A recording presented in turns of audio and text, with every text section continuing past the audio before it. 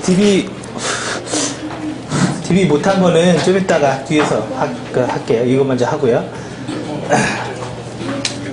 자, 그래서 지금 이게 그 모의고사 30회, 36회 저희 그 모의고사인데 이 36회는 그 보안 문제만 출제가 됐어요. 다른 건 없고 보안 부분이 있는데 여기에서 이제 요 내용과 더불어서 최근 보안 이슈 같은 거 있죠. 이런 게 이제는 플러스 되면 돼요. 근데 이 최근 이슈라는 게 뭐냐면 지금 당장의 이슈는 필요가 없어요. 지금 당장이 아니라 시험 기준으로 3개월 내. 그죠? 그럼 8월 시험이면 거꾸로 뭐 7, 6 뭐 이렇게 해요. 그죠? 뭐 5월서부터 8월까지. 이런 이슈만 필요하고, 이런 이슈들은 이제 어딨냐면, 우리 그, 키사 있죠? 키사 홈피 보면 정보보호 뉴스 같은 게 있어요. 그리고 혹은 안철수 바이러스 연구소 홈피 있잖아요. 그죠? 그런 홈피에서 리뷰하면 돼요. 그래서 좀, 이런 것들이 있었구나 딱 리뷰하면 크게 여기는 문제가 되지 않아요. 혹은 마지막으로 하나 더 하면, 디지털 타임즈나 이런 신문에서 그냥 보안, 시큐리티라고 탁 치면 최근 뉴스들이 딱 나와요. 그래서 그 정도만 한 번 더 리뷰하면 뭐 크게 문제될 것 같지는 않고, 그리고 의외로 이런 내용들보다 기본적인 내용이 더 많이 출제가 돼요. 기본적인 내용. 그게 이제 이런 내용들이고요. 자, 그래서 뭐 요번 92회 실제 시험에서는 보안이 많이 나왔죠. 보안 문제가 많이 나왔어. 그렇다고 다음에 그러지는 않아요. 다음에 요번 패턴이 그랬을 것 뿐이에요. 자, 그래서 한번 볼게요. 자, 지금 쭉 이렇게 나와 있는데 여기에서 이제 몇 가지 얘기하는 게 있어요. 첫 번째는 가장 기본이 되는 거는 뭐 암호화죠. 그죠? 그래, 암호화하고 복화하고. 그래서 암호화는 일명 뭐라 그래요? 기밀성을 제공한다. 뭐 이런 말을 쓰죠. 그죠? 그래서 기밀성이라는 말은 뒤에서 다시 얘기를 드릴 거예요. 자, 그리고 보안 커널이라고 그랬는데, 커널이라는 말은 무슨 말이에요? 커널. 그죠? 시스템을 기동하는, 움직이는 소프트웨어의 집합이죠? 그죠? 이 시스템이 뭘 얘기하냐면, 약간 하드웨어 관점이라고 봐도 좋다 이거죠. 그걸 우리가 커널이라고 얘기하는 거죠. 그래서 우리가 커널이라고 얘기하는 거는 사용자가 접근할 수 있는 커널과 시스템만 접근할 수 있는 커널, 보통 이렇게 나눠지죠. 그죠? 그래서 사용자가 접근할 수 있는 커널이라는 건 뭐예요? 유저 커널이다 뭐 이런 말 쓰잖아요. 애플리케이션이 인터페이스 되는 거. 그래서 유닉스의 쉘 프로그램 같은 거. 그죠? 유닉스 통해서 이렇게 OS 호출하는 거 있잖아요. 자, 그래서 그런 걸 얘기하는 거고, 그 다음에 시스템만 접근할 수 있는 커널은 유저 커널이 어떻게 해요? 코어 커널 혹은 시스템 커널에다가 그죠? 요청을 하면 얘가 대신 작업을 해주는 거죠. 그죠? 그런 식으로 되어 있어요. 그래서 그 중에서 어떻게 해요? 보안 커널이라는 말은 유저가 있고, 그죠? 사용자 애플리케이션이 있고, 시스템이 있다면 중간에 시큐리티 커널이라는 걸 넣겠다. 그런 얘기잖아요. 그죠? 중간에. 그죠? 말 그대로. 그래서 보안 커널이라고 그러고, 보안 오퍼레이팅 시스템. 시퀘어 OS를 말하고 있는 거예요. 시퀘어 OS. 중간에 뭐예요? 윈도우즈가 있고 그 안에 보안 OS가 탑재가 되고 그 위에 애플리케이션이 있는 구조, 뭐 이런 걸 말하고 얘기하는 거예요. 혹은 보안 프레임워크라고 그래도 대충이 아니라 거의 똑같은 의미로 들어와요. 보안 프레임워크 뭐예요? OS 있고 시큐리티 프레임워크 있고 애플리케이션 레이어 있고, 그죠? 이런 의미로 받아들이면 될 것 같아요. 그 다음에 웹서버의 뭐 취약 요소와 대응 방법이라고 했는데, 최근 뭐 해킹 기법에서 가장 중요한 거는 뭐 여기 어디죠? 12번에 나와 있는 DDoS가 뭐 일단 가장 중요하죠. 그래서 이 DDoS 내용과 같이 봐야 될 거는 42회 모의고사 풀이에서 기본적인 내용이 좀 더 들어가 있어요. 그래서 42회랑 같이 보시면 될 것 같고요. 자, 그 다음에 디지털 디바이드 뭐예요? 정보와 역기능, 그죠? 역기능. 정보와 격차라고 얘기하죠. 격차. 그죠? 격차. 정보화가 진행되는 과정에서 발생하는 격차죠. 그죠?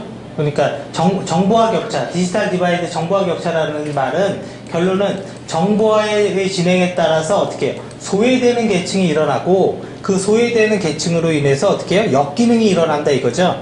역기능이. 그게 뭐 해킹 뭐 이런 거 얘기하는 거예요. 혹은 교육을 못 받는 거. 그래서 요런 것들이 정보 관리가 중요한 거예요. 요런 것들이. 정보 관리, 그러니까 똑같은 보안이어도 관리와 응용은 약간 좀 틀려요. 약간 좀 정책이나 좀 약간 좀 큰 주제가 중요하고, 응용은 기본적으로 해킹 기술이 중요해요. 해킹 기술이. 자, 그래서 약간 그렇게 보시면 될 것 같고, 여기에서 우리가 좀 봐야 될 거는, 현재 전 세계 인구의 약 인구의 50%가 초고속 인터넷 사용 환경에 노출되어 있다. 그러니까 인터넷을 쓸 수 있다 그런 얘기죠. 그러면 반대로 50%는 못 쓴다는 얘기죠. 그죠? 그래서 그 못 쓰는 50%가 정보화에 소외된 계층이 일어나고 그게 역기능이 일어날 수 있다 그런 얘기가 되는 거죠. 이런 말들은 현황으로서 결론에 써도 돼요. 결론에. 그죠? 결론에. 그죠? 약 50% 정도가 노출되어 있다. 자, 그 다음에 DDoS 중에 싱크플러딩과 뭐 스머핑은 뭐냐? 12번과 거의 똑같은 거죠. 자, 그리고 XRML, 그죠? 이건 뭐예요? 권한관리 언어예요. 권한관리 언어. XRML은. 그래서 이게 출제가 되기 시작해요. XRML은 출제되지 않았어요. XRML은. 근데 얘네들의 친구들이 하나하나 등장이 됐고 92에도 등장이 됐어요. 등장이 됐던 거 92에. 자, 얘네들이 뭐냐? 디지털 콘텐츠에 대해서, 자, 이런 문서가 디지털 콘텐츠죠? 이렇게 생긴 게. 이런 문서에 대해서 여러분들이 제가 이 파일을 주면 예를 들어서 임의적으로 카피하고 이런 문제가 되잖아요. 그죠? 아니면 제가 이 파일을 갖다가 뭐 100원 받고 팔았어요. 팔았는데 나는 이 파일을 팔면서 뭐 어떻게 했냐면 이 사람만 보길 원해서 그냥 판 것 뿐이에요. 근데 이 사람이 어떻게 했냐면 영업을 잘해서 120원에 팔았어요. 재판매한 거죠. 사실 그게 이제 걸리는 거죠. 근데 우리가 계약을 할 때 우리가 보통 이런 거 파일 할 때 뭐 계약하고 이러지 않죠.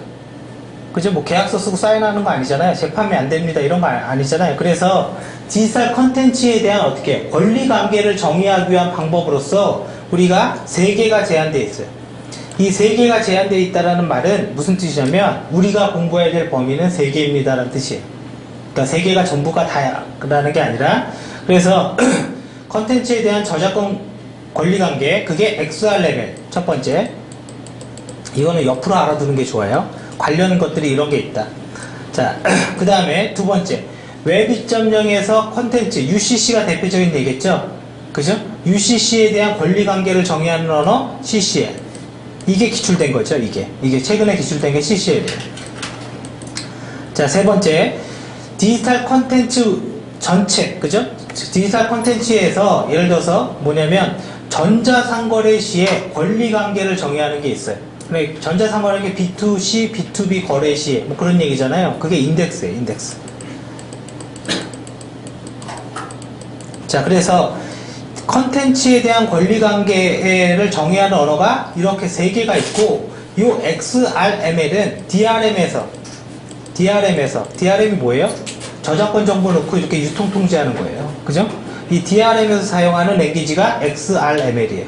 그리고 웹 2.0의 대표적인 예가 UCC. 그죠? UCC의 권리관계를 정의하는 게 CCL이고. 그죠?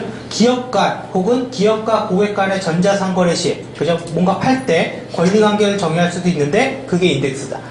자, 그래서 출제는 3번이 출제가 됐고 최근까지 해서 2번이 출제가 됐고 1번은 나오지 않았어요.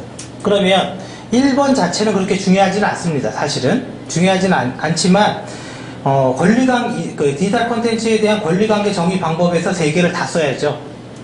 3개를 다 써야 돼요. 그리고 요번에 CCL이 나왔다고 한들 CCL의 본질의 내용을 뎁스 있게 아는 사람은 거의 없어요. 왜? 그럴 필요가 없는 주제거든요, 이게. 그러면 이거를 어떻게 이 3개를 엮어 써야 된다고, 3개를. 무슨 뜻인지 아시겠죠? 그래서 그렇게 메모를 해두시고, 자, 그 다음에 어느 말리서부터 뭐 쭉 이렇게 있는데 이건 뭐예요? 보안 탑지 기법이다 이거죠. 탑지 기법이라는 말은 해킹이 일어났냐 안 일어났냐 판별할 수 있는 알고리즘, 방법. 그죠? 그래서 이 3개가 지금 나와 있는 거죠. 자, 그래서 뭐 이상 탑지, 오형 탑지, 그 다음에 이거 뭐예요? 평판 기반, 그죠? 평판 베이스. 평판이라는 말은 그냥 말 그대로 평판이에요. 그러니까 저기 뭐 애플리케이션 좋다고 하더라 이런 말들 있죠? 이런 말을 평판이라고 그래요. 그죠? 그래서 이상 탑지, 오형 탑지, 평판 탑지라고 그러는데, 침입 여부를 판별할 수 있는 기법, 그게 탑지 기법이죠. 그죠? 그러면 이 세 개가 어떤 차이가 있냐를 공부하기 전에 탑지라는 말이 뭔지를 알아놔야 돼, 탑지가. 자, 생각을 해보세요. 우리가 서비스하는 프로그램이 있는데, 호출이 굉장히 많아요. 그래서 호출이 많아서 쭉 평균 한 10만 건 정도의 트랜잭션이 이렇게 호출이 되고 있어요. 근데 여러분들이 갑자기 다음날이 됐는데 20만 건으로 늘었어요. 그럼 뭔가 좀 이상한 거죠. 그죠? 하루 만에. 근데 그게 만약에 이럴 수도 있어요. 여태까지 우리가 TV 광고를 안 하다가 그 다음날부터 TV 광고를 브로드캐스트 해버렸어요. 방송을 때렸어요. 그랬더니 걔가 20만 건으로 2배가 늘었어요. 근데 그걸 데이터만 보고 예를 들어서 이거 침입이다 이렇게 함부로 판단할 수가 없죠. 그러고 나서 서비스를 중단해버리면 방송 광고한 게 오히려 역효과가 일어나죠. 그러니까 탑지 기법이라는 게 생각보다 쉬운 게 아니라고요. 순수하게 이렇게 건수가 갑자기 늘었다 줄었다 이거 갖고 할 수는 없다. 근데 기본은 뭐냐, 평상시에 트랜잭션 정보를 히스토리를 관리한다예요. 평상시에. 무슨 말인지 아시겠죠? 평상시에 트랜잭션 정보, 평상시에 정보를 히스토리로 관리해서 데이터베이스화를 이루고 있다 이거예요. 그리고 나서 오늘의 트랜잭션, 그죠? 현재 트랜잭션과 비교해서 일단 탑지 여부를 판별하는 게 기본이죠. 그죠? 그래서 현재의 히스토리, 그죠? 그러니까 과거의 히스토리와 현재의 트랜잭션 처리량, 이 두 개에 대한 데이터베이스를 구축하고 있어야 됩니다. 이렇게 써주세요. 이렇게. 왜 이걸 써야 되냐면, 생각을 해보세요. DDoS가 이제는 어떤 개념인지, 어떤 내용인지 모르는 사람은 없을 거라고 생각을 해요. 그냥 인터넷에서 트랜잭션 많이 일어나는 거잖아요. 그죠? 트랜잭션 많이 일어나는 거예요. 근데, 우리가 DDoS의 해결책으로 우리가 쓸 수 있는 게 뭐예요? 한번 생각을 해보세요. 해결책으로 쓸 수 있는 게. 트랜잭션이 많이 일어나니까 방화벽 합시다. DDoS 전용 장비 도입합시다. 혹은 우리가 좀 이따 하겠지만, IDS나 ESM이나 UTM 이런 보안 솔루션 넣으면 됩니다. 자, 그런 게 없어서 결론적으로 지금 그런 게 일어난 건 아니죠. 그런 장비로 해결되는 거였으면. 그리고 우리의 답안도 굉장히 간단하잖아요. 그냥 이거 합시다 하잖아요, 이거. 그죠? 그러면 만약에 여러분들이 지금 이 말로 답을 쓴다면, 이 말이라는 거는 히스토리의 탑지 정보와 현재의 탑지 정보와 비교해서 탑지 여부를 1차 식별한다. 무슨 말인지 아시겠죠? 그죠? 이 말로 쓴다면 어떻게 할 수 있어요? 자, 첫 번째, 평상시의 트랜잭션 처리량에 대한 히스토리 정보를 어떻게 서비스별로 분집화 시켜놔야 되겠죠? 자, 지금 여기에서는 굉장히 중요한 걸 말하고 있는 거예요. 굉장히 이 말의 의미는 뭐냐면, 지금까지 배웠던 모든 기법, 기술들, 혹은 지금까지 평일 세미나 하면서 이렇게 들었던 거 있죠? 그걸 활용해서 정리해서 답을 쓸 수 있는 능력, 그걸 원하는 거라고요. 자, 그러면 그냥 히스토리 정보가 아니라 서비스별로 분집화 시켜놔야 되겠죠? 그럼 그 서비스의 분집화의 기준은 뭐예요? 업무 서비스, 업무별이죠? 그죠? 그러면 업무별 우리가 분집화 시켜놨어요. 자, 그러면 가정을 해보자고요. 업무별로 우리가 DDoS를 탑재하는 알고리즘을 한번 제시해보고 싶다 이거예요. 물론 그게 완벽한 답은 아니겠죠. 자, 그래서 첫 번째, 서비스의 유형을 분석한다. 그죠? 서비스의 유형을 분석하는데, 우리 회사가 하는 서비스는 B2C 서비스도 있지만 B2B도 있을 수 있죠. 그죠? 채널에 따라서. 특히 DDoS라는 거는 외부에서 불러내 드리는 거잖아요. 밖에서. 그죠? 자, 그래서 서비스 유형을 하는데, 그거는 B2C와 B2B, 즉 파트너 기업 간의 서비스 같이, 그죠? 이런 걸 정리를 해요. 두 번째, 서비스를 어떻게 해요? 분류한다 이거죠. 분류라는 게 군집화잖아요. 분류라고 써도 돼요. 군집화. 그러면 업무별, 당연히 업무별 군집화를 시키는 거죠. 그죠? 당연히 업무별 군집화를 시켜요. 자, 그런 다음에 서비스의 트랜잭션을 호출하는 이 정보를 어떻게 해요? 데이터베이스화 해야 되니까 결론은 어떻게 돼요? 히스토리 데이터베이스를 설계해야 되는 거죠. 그죠? 서비스 히스토리 데이터베이스, 히스토리 DB, 그죠? DB를 설계해야 되겠죠. 그죠? 그러면 서비스별, 예를 들어서 트랜잭션별 이거 TRANS예요. 트랜잭션별, 그죠? 호출 정보. 호출 정보와, 그러니까 뭔가 불렀다 이거죠? 어떤 기능을 불렀냐, 뭐 이런 거겠죠? 그리고 또 한번 생각을 해보세요. 어떤 기능을 불렀냐, 이것도 중요하지만, 만약에 가능하다면, 클라이언트의 정보도 갖고 갈 수 있다면, 그 클라이언트의 정보라는 게 물론, IP 주소나 맥 어드레스를 알면 좋겠지만, 아마 그러기는 어려울 수도 있을 거예요.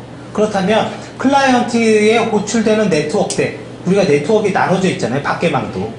그죠? 그러면 예를 들어서 이거는 데이콤 네트워크에서 들어온 건지, 이건 KT 네트워크에서 들어온 건지, 이것도 만약에 할 수 있다면 좋겠죠. 그죠? 그래서 트랜잭션 호출과 네트워크 구분. 네트워크 구분이라는 게 이상하네요. 세그먼트. 그죠? 세그먼트와, 그 다음에 서비스 기간. 그죠? 기간이라는 게 시간 얘기하는 거예요. 언제에서부터 언제까지. 그죠? 자, 그래서, 뭐, 당연히 일자, 뭐 등등, 이런 거를 DB화 하겠죠. 자, 그 다음에 네 번째. 자, 그 다음에 DB를 구축했으면 어떻게 해요?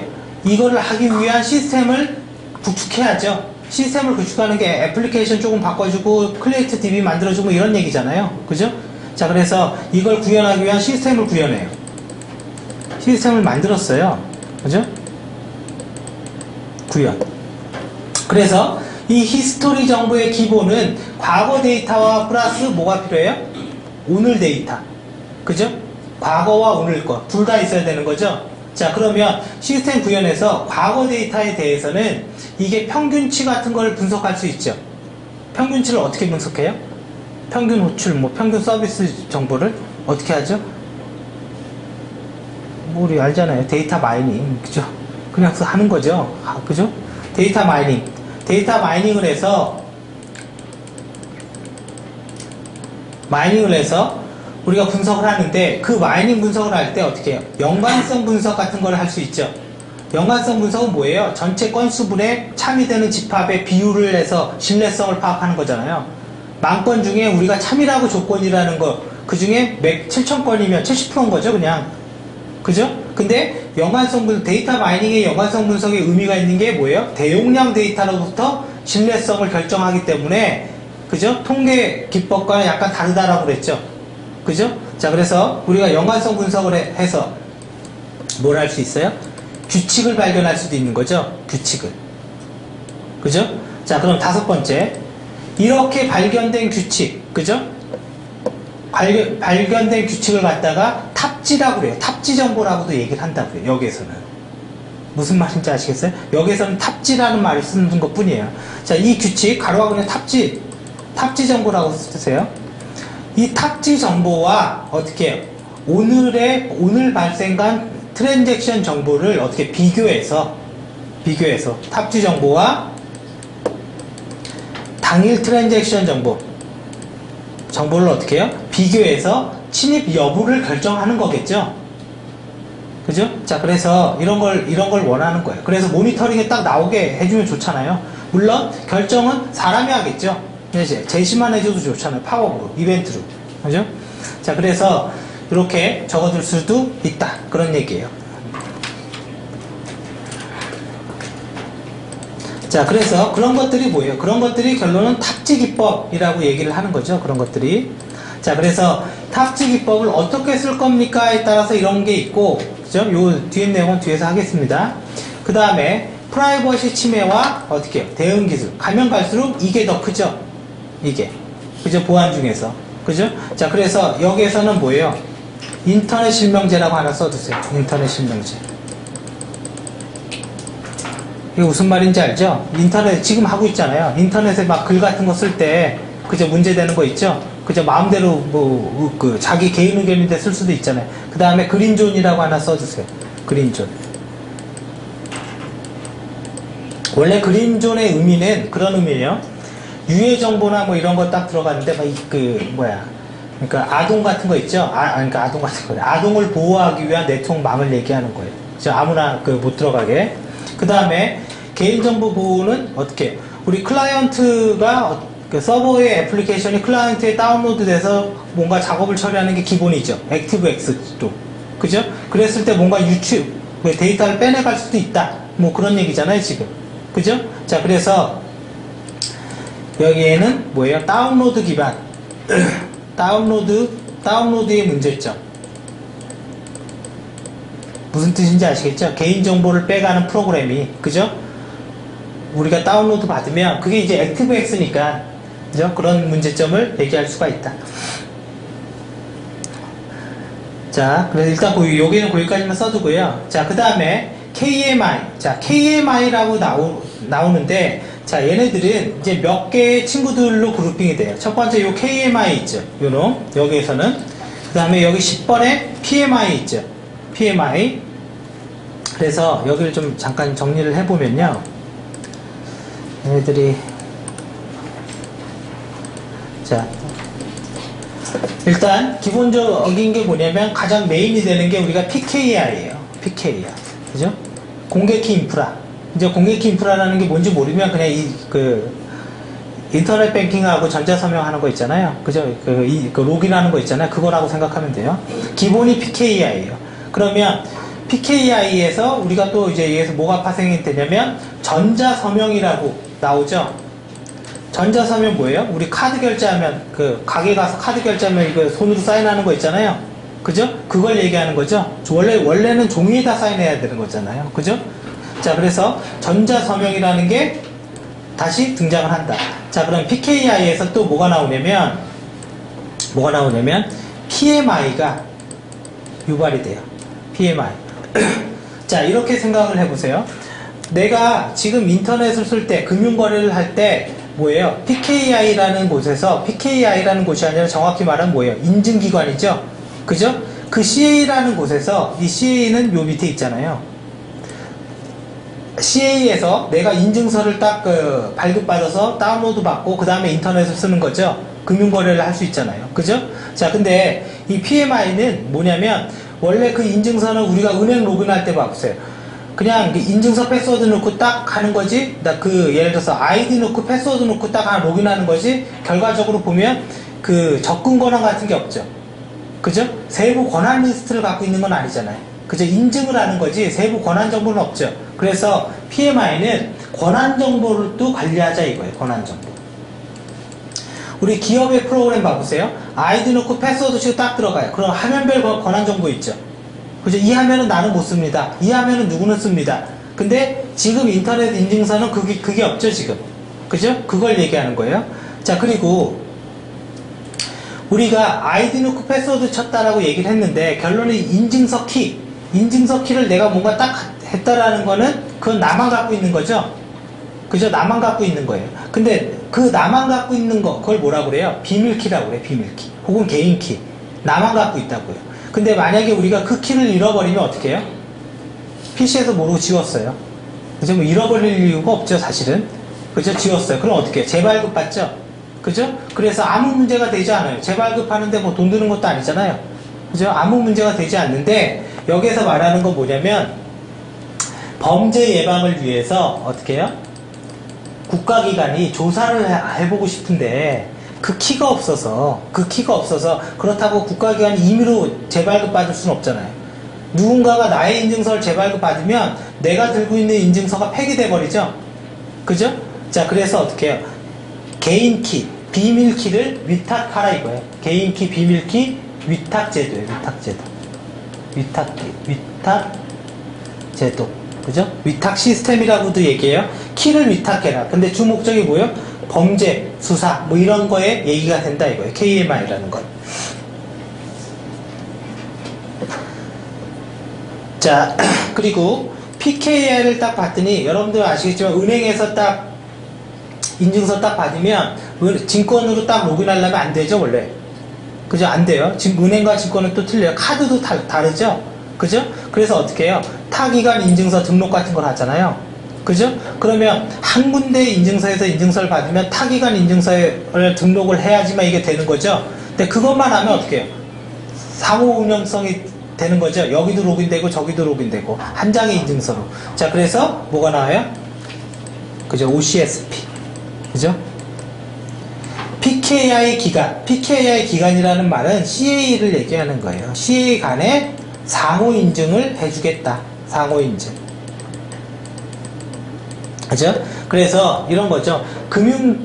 우리나라 CA 중에 하나가 뭐냐면 금융결제원. 금융결제원에서 발급받은 인증서, 즉 은행의 인증서예요. 쉽게 보면 은행의 인증서를 갖다가 어떻게 해요? 증권. 그 다음에 우리나라의 또 CA 중에 하나가 증권전산이에요. 그러면 증권의 인증서로 연계할 수 있게 해주겠다 이거죠. 그죠? 여러분들이 한번 생각을 해보세요. 내가 은행에서 지금 딱 발급을 받아서 바로 증권에 로그인하려고 그래요. 바로 들어가려고 그래요. 그러면 이건 당연히 뭐예요? 온라인으로 트랜잭션을 처리해줘야 되죠. 배치 방식으로 하면 안 되죠. 증권전산하고 금융결제원이. 그래서 앞에 뭐가 있는 거예요? O가 있는 거죠. O가. 그죠? 온라인에 어떻게 인증을, 그죠? 인증의 상태를 주고받는 뭐예요? 프로토콜이다 이거죠. 자, 그래서 요것들을 같이 알고요. 또 여기서 나중에 이건 뒤에서 할 거예요. IPN이 나오죠. 인터넷 개인 식별자죠. 인터넷 개인 식별자. 자, 나도 있는데 굳이 뭐 얘도 있어야 되냐? 뭐 이런 얘기가 될 수는 있겠죠. 그래서 IP는 인터넷 식별자 제도다. 그리고 하나 더, IP는 뒤에서 하고요. PKI는 공공하고 민간하고 나눠져 있죠.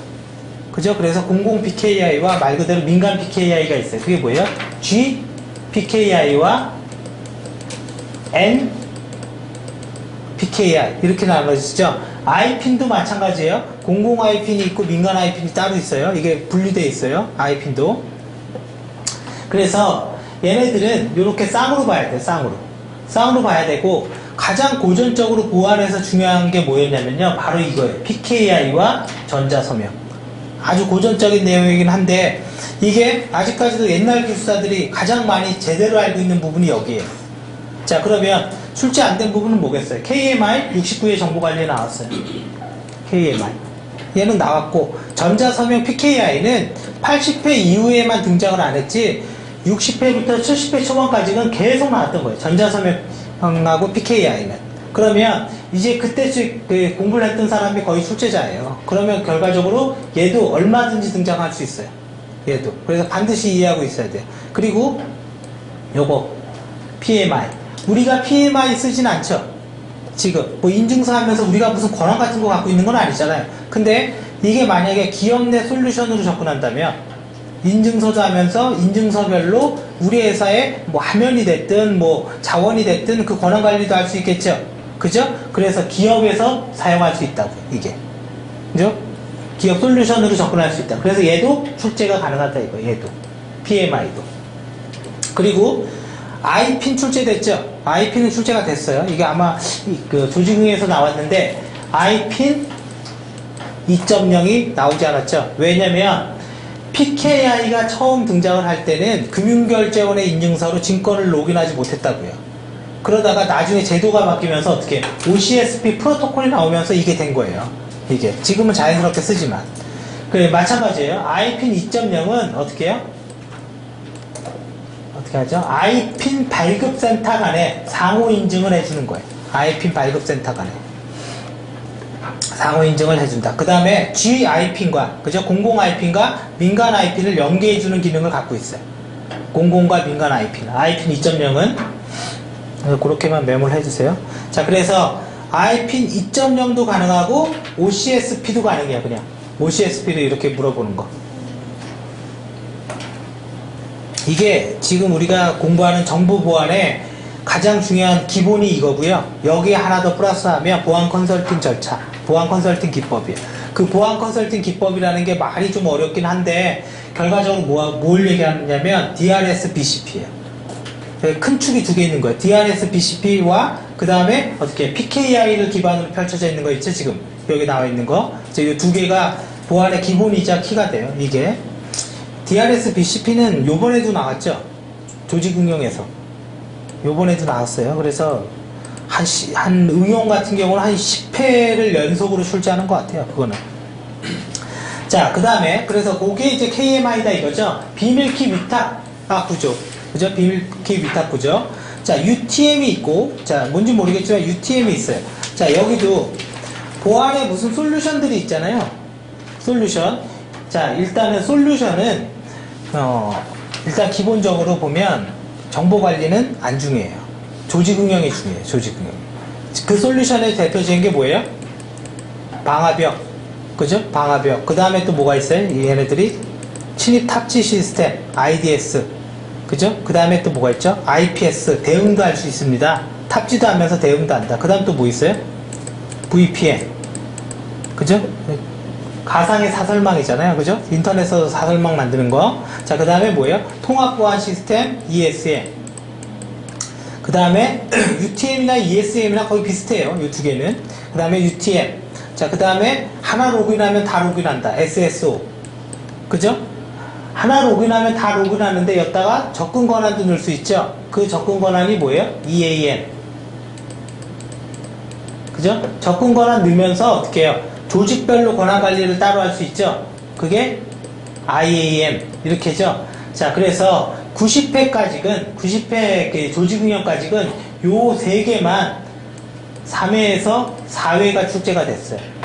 요 세 개만. 이제 낼 게 없다는 소리예요, 이게. 그리고 요 EAM은 69회 정보관리에서도 이미 출제가 됐고요. 그 다음에 70회 전에 방화벽은 뭐 응용의 거의 뭐 기본 문제예요, 그냥. 기본적으로 나왔던 거. 방화벽은.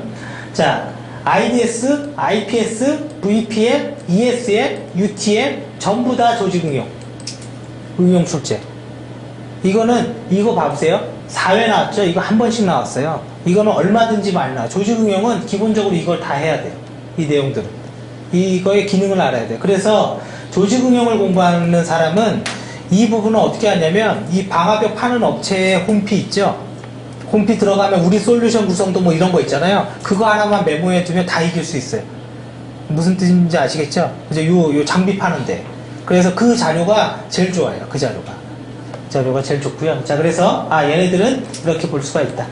자, 그 다음에 이 제일 밑에 있는 거 이건 뭐예요? XML 보안 기술이죠? XML 보안. 그죠? 자, 그래서 XML 보안 기법도 응용, 이건 조직 응용이에요. 얘도 정보 관리보다는 응용해서 봐야 돼요. 자, 그 다음에 ISMS 뭐예요? 이거 정보 시스템에 대한 보안 인증제도. 그죠? 보안 인증제도. 그죠? 자, 그래서 사실은 보안 쪽에서 고전적인 주제에서 나올 거는 사실은 한 4개 정도밖에 없었어요. 그게 뭐냐면 보안 인증하고요. 보안 인증하고 그 다음에 남들이 잘 모르는 거 컴퓨터 포렌식. 이거 어렵거든요. 이게 우리가 지식이 부족해요. 컴퓨터 포렌식하고 그 다음에 13번에 CC 인증 있죠? 그죠? 13번에 CC 인증. 그 다음에 하나가 이 프라이버시 침해나 정보화 역기능 있죠? 요 4개가 기본이에요. 요 4개가. 자, 그래서 그렇게 해서 보시면 될 것 같아요. 자, 마찬가지로 그대로 이제 나머지 넘어갑니다.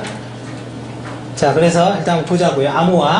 암호화에서는 여러분들이 특히 응용 같은 경우는 얘를 따로 준비한다. 1교시. 조직 응용. 그죠? 128비트 뭐 암호화 기법이라는데, 그죠? 128비트 암호화 기법이고, 그 다음에 ECC는 여기 나와 있지만 무선에서 쓴다.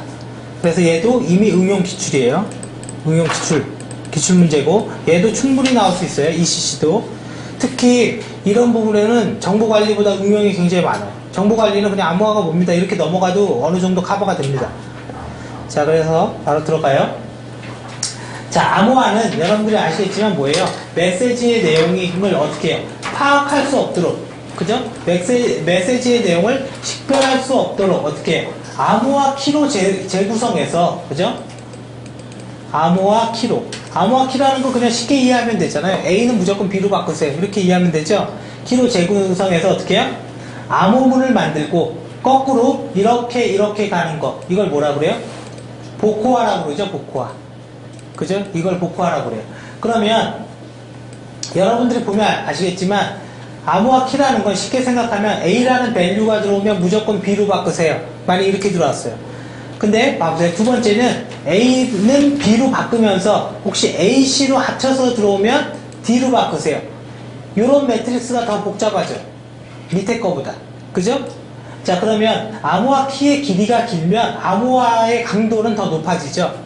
그죠? 그럼 상식적으로 64비트 키를 갖고 있는 거와 128비트를 갖고 있는 거와 누가 더 강해요? 얘가 더 보안성이 높죠. 그죠? 얘가 더 높은 거예요. 128비트를 갖고 있는 거를.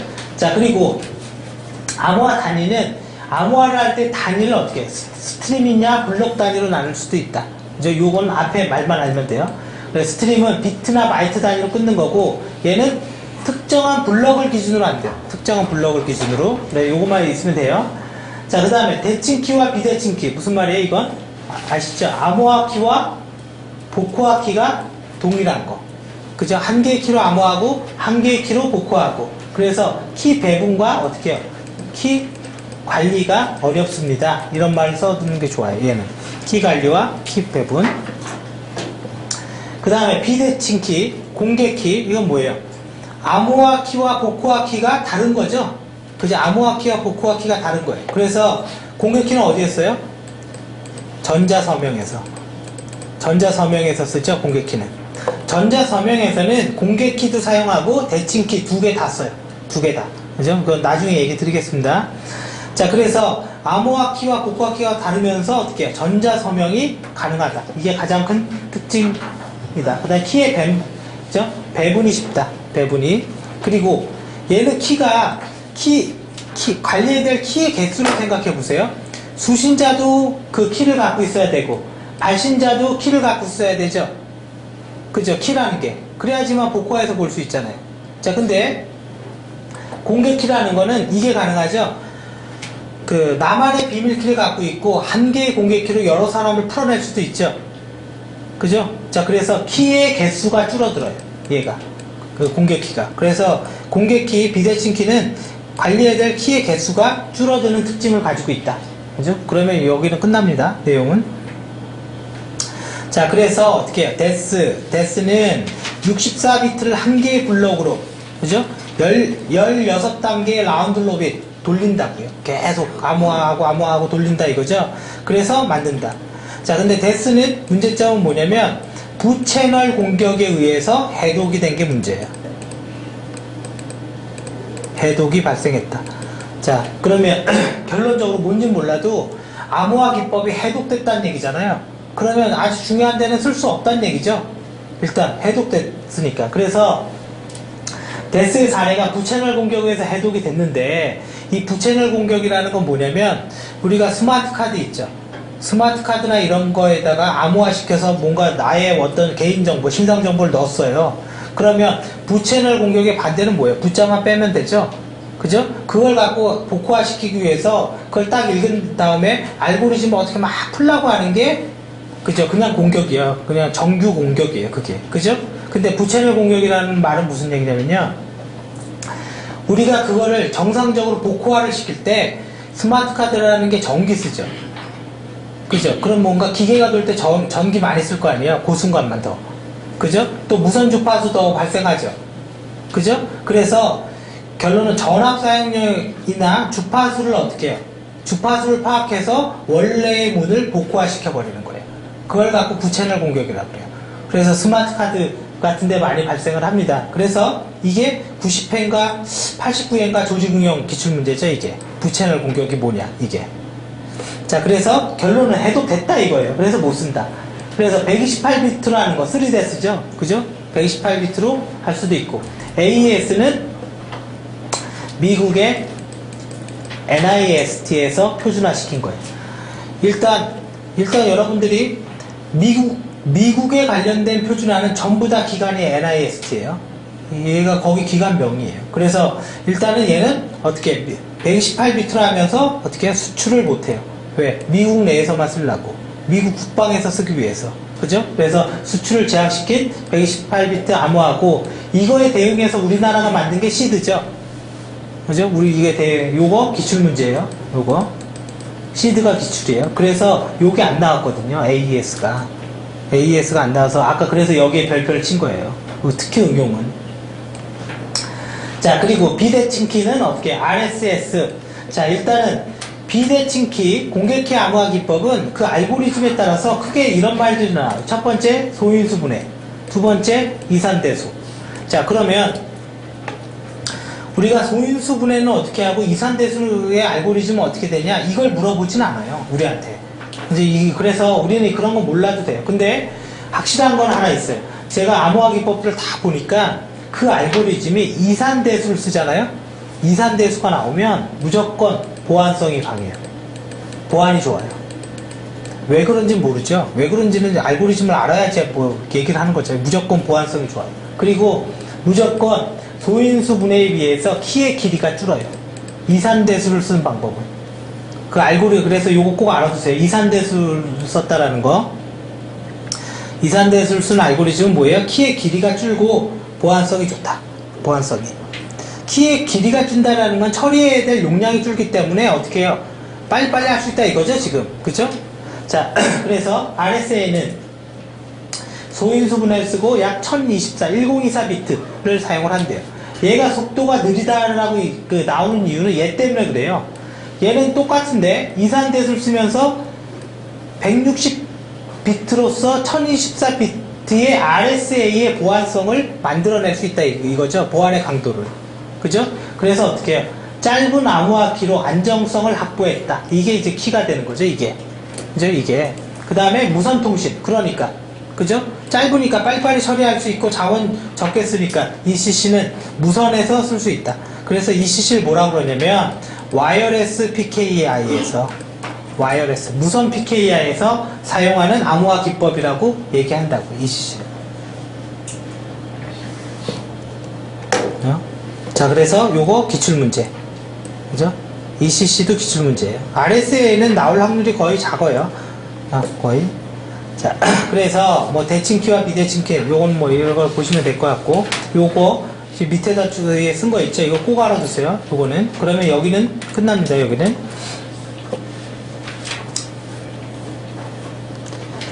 자, 그 다음에 잠깐만 쉬었다가 여기서 한 5분만 있다가 할게요.